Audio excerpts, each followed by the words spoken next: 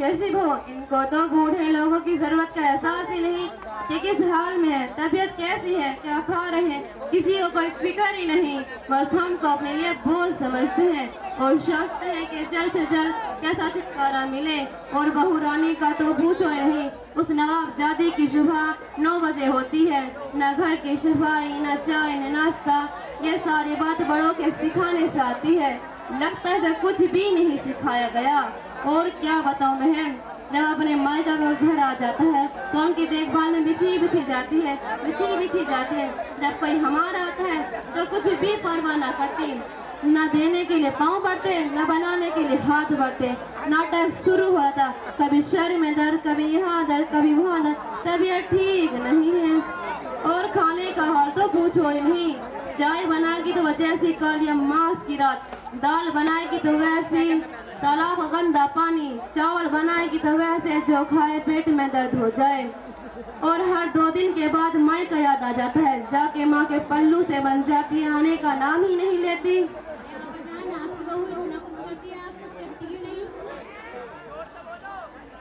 देख बहन, मैं बोलते बोलते तंग आ चुकी हूँ, अब कुछ बोलना मुश्किल हो गया है। अब कुछ बोले तो हमारे शहजादे के पेशानी पे बल पड़ने लगते हैं, इसलिए मैं खून के घूंट पीकर खामोश रहना पड़ता है। अरे नफीसा, मैं तुम्हें बातों बातों में चाय पिलाना ही भूल गई। आओ हम दोनों बैठकर चाय पीते हैं।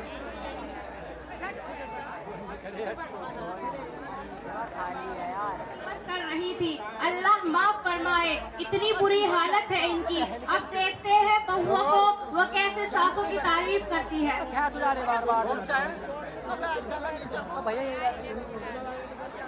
ऐसी हो बहन? ठीक भी हूँ, ठीक नहीं भी हूँ। ये कैसे दरमियान की बात कर रही हैं आप? क्या बताऊं, जब तक सास का साया सर पर मुसल्लत है तब तक चैन कहाँ। इस्माइला, तुम कितनी खुशकिस्मत हो, तुम्हारे सर पर तो सास का साया है। ज़रा क्या खुशकिस्मती की रट लगा रखी है, भला वो भी कैसे चैन से रह सकती है जिसकी मेरे जैसी सास हो।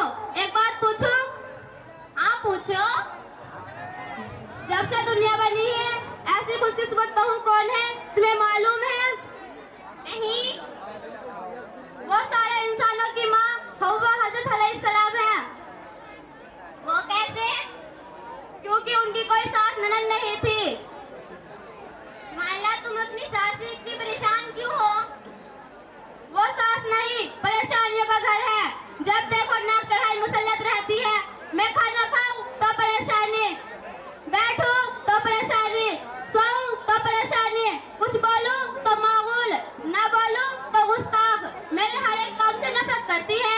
अब तुम ही बताओ, मैं उसे क्या नाम दे सकती हूँ? मैं तो पूछना ही भूल गई। ये रुकैया आंटी है, मुंबई से आई हैं। 2-3 दिन के लिए यहाँ रुक रही हैं। दीन के बारे में बहुत अच्छी मालूमात रखती हैं और ये पढ़ी लिखी भी बहुत है।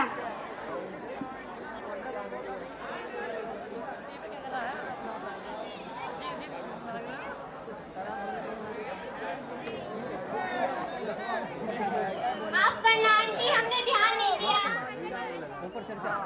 कोई बात नहीं, सुबह से इस घर में हूँ, एक बात देख रही हूँ, एक दूसरे की जुबानों पर एक दूसरे की शिकवे शिकायत और गीबत बहुत ज्यादा हो गई है। जुबान के गुनाह तो हम बहुत कसरत से कर रहे हैं, अल्लाह ही हमें माफ फरमाए। हम औरतों में एक बहुत बुरी आदत हो गई है, जहाँ तो चार हुई एक दूसरे की बुराई, एक दूसरे की चुगली हमारी तबीयत का हिस्सा बन गई है। महज वक्त गुजारी के लिए हम एक दूसरे की गीबत करना शुरू कर देते हैं और उसके नुकसान का हमें जरा भी अंदाजा नहीं। सुबह शबनम आपा और उनकी पड़ोसन की बातों पर मैंने गौर किया और अब तुम लोगों की बातों पर भी गौर कर रही हूँ। ये सारी गुफ्तगू गीबत है। गीबत क्यों होगी? हम तो जो हकीकत है वही कह रहे थे, कुछ गलत तो नहीं कहा। अरे बहनों, सुनो तो सही, गीबत उसे कहते हैं जो किसी के पीठ पीछे बुराई बयान करे। अगर तुम ऐसी बात कह रही हो जो उसमें नहीं तो बहतान है। दोनों सूरतों में गुनाह लाजिम है। गीबत और बहतान बहुत बड़े गुनाह हैं। गीबत के बारे में कुरान मजीद में कहा गया है, यह कुरान की एक आयत का मफहूम है। क्या आप में से अपने मुर्दार भाई का गोश्त खाना तुम्हें गिन नहीं आएगी। अल्लाह से डरो। रसूलुल्लाह सल्लल्लाहु अलैहि वसल्लम ने फरमाया, लोगों को नाक के बल, मुंह के बल, जुबान की बातें ही गिराएंगी। ये गुनाह देखने में मामूली नजर आते हैं, मगर इनमें लज्जत बहुत है। खुदा ना करे अगर किसी को इसकी रट लग गई तो उसकी आखिरत की बर्बादी में कोई शक नहीं। हमारी आखिरत क्यों बर्बाद होगी? क्योंकि जब हम किसी के पीठ पीछे बुराई बयान करेंगे तो कयामत के दिन हमारी नेकियां उसे दे दी जाएंगी जिसकी हमने ग़ीबत की है, और नामाए अमाल से हमारी नेकियां खाली हो जाएंगी। अगर फिर भी उसका हक रहा तो उसके सारे गुनाह हम पर लाद दिए जाएंगे। अरे मेरी प्यारी बहन, मुझे तुम्हारी गुफ्तगू सुनकर एहसास हुआ कि मैं इतनी बड़ी गलती में मुब्तला थी। इतने बड़े गुनाह को ज़बान का चटकारा, वक्त गुजारी, टाइम पास करने का जरिया समझती थी। मैं वादा करती हूँ आइंदा से ज़बान के सारे गुनाह छोड़ दूंगी। रुकैया आंटी, अल्लाह आपको सजा खैर दे। आपने तो आंखों पर लगी पट्टी ही खोल दी। हमें तो मालूम भी नहीं था कि ये भी एक गुनाह होता है। मैं वादा करती हूँ आइंदा से किसी के पीठ पीछे ऐसे बुराई नहीं करूँगी। मुझे एहसास हुआ। अरे रुकैया, हमने तो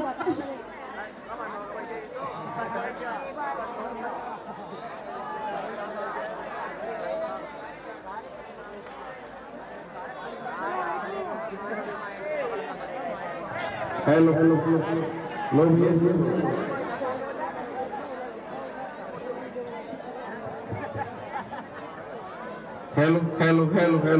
अरे रुकैया, हमने तो बहुत से लोगों की ग़ीबत की है। अब हम क्या करें? हेलो। सबसे पहले अल्लाह से तौबा करो और उससे माफी मांगो जिसकी तुमने ग़ीबत की है।